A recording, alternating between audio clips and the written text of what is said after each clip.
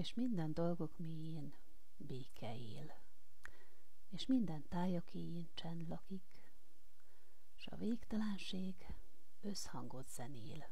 s örök valók csupán mély álmaink, és minden bánat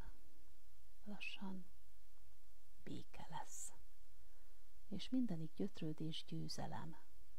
s a kínok kínja, mely vérig sebez, segít túllátni a szűk életen. Testvéreim, a boldogság örök, se tájon mind elmúló, ami jó, s az élet a szép nagy processzió, mely indul örvény és sírok fölött, az égi táj felé tart csendesen,